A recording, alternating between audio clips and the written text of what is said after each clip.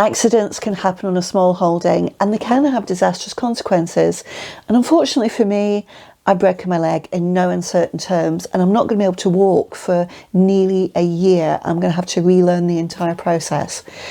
Now, we are responding to this and changing everything we're doing here. And in this video, we're going to talk about how it happened and what we're doing.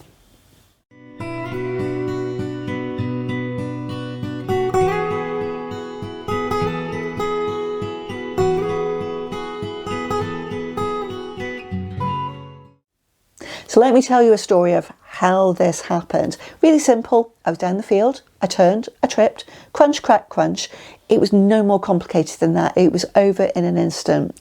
But unfortunately, it's left me with quite complicated breaks in my leg.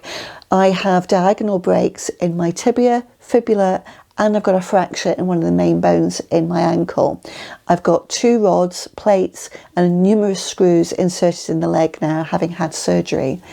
Now, I've got a minimum of 7 weeks non-weight bearing, and it's looking like it could be up to 3 months. I've then got to learn to put some weight on it again, and then actually learn to walk because the joints haven't been used a great deal during that time. And that means we've had to reassess everything we're doing during this year on the small holding because we share duties. Hugh does some of the physical work, I do some of the physical work. He does some of the desktop duties, I do some of the desktop duties. And we're changing it all. Now, this video isn't intended to be a woe is me video. It's intended to show you how we're responding. And I'm hoping what that's going to do is help you think about what you would do if this happened to you.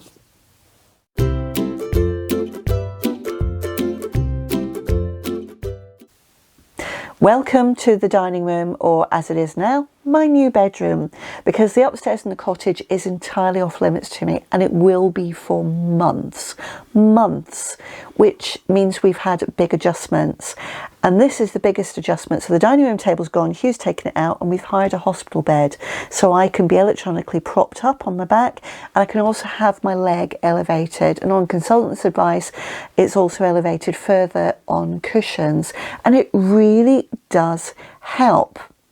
And what else have we done? Well, we're lucky in this cottage that being very old, it's got a downstairs bathroom. So that means I can maintain a little bit of dignity, which is a problem with the broken leg.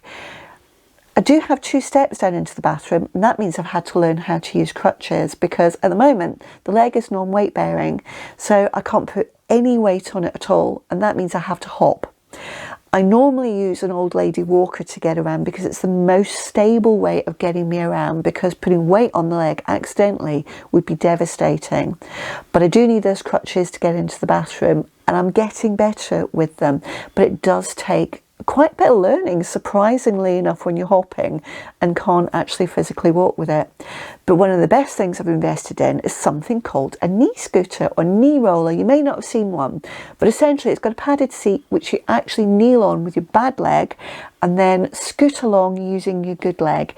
And that, when I'm a little bit better, is going to allow me to get outside a little bit, not very far, but out into the sunshine, get some vitamin D, which is going to do wonders for me.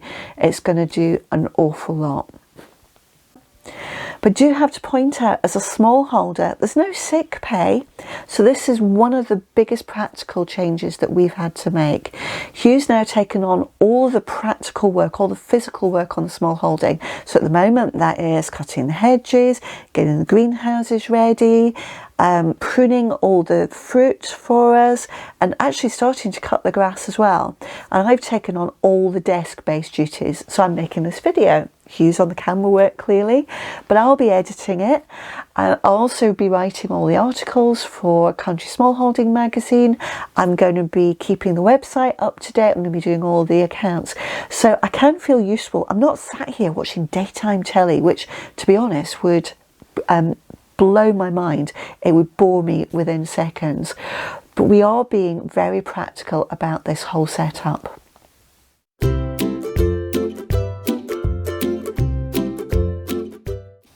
One of the things we're incredibly grateful for with this scenario is the friends and neighbours and community support around us.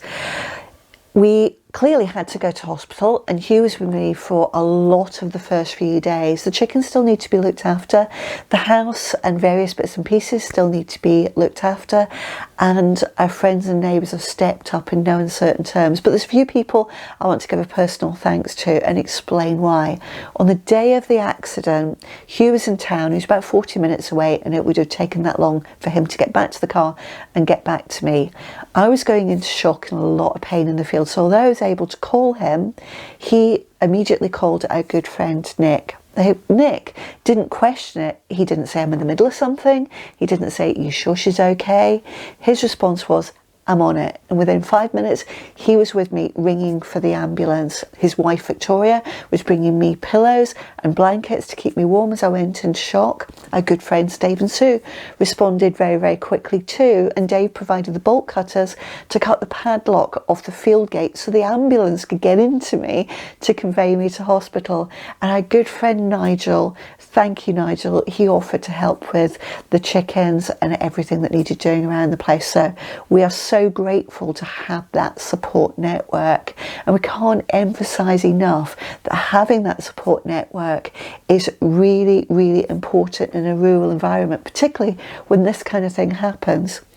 But lastly, I'd like to say thank you to my parents, because even though we've organised that hospital bed, which is the best case scenario, they offered a spare single bed to us as well, and to help us with the housework in the interim. So we are grateful to them, even though we've made other arrangements.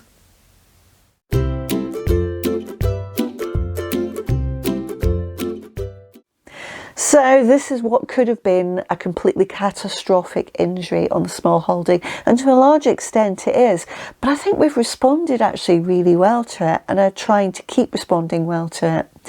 The key for me is about positivity, because I think I'm still processing some of the emotions, and I'm trying very hard not to concentrate on what I've lost, the lack of mobility, the lack of being able to contribute to the practical tasks. Instead, I'm looking at what can I do today that I couldn't do the day before, and how can I continue to positively contribute, like editing the videos, as I've said. Now, our online store is still trading, and I now have the time to answer any questions, so please do get in touch if you've got any questions on our products. If you've got any questions for us on the Smallholding, pop it in the comments and I'll get back to you as soon as possible. If you have liked this content and found it useful, do take a moment and give us a thumbs up. And if you're not a subscriber, hit subscribe and the bell icon, completely free service, and you'll get to know as soon as the next video is published, and every subsequent video beyond that. But for now, thanks for your support, and we look forward to seeing you next time.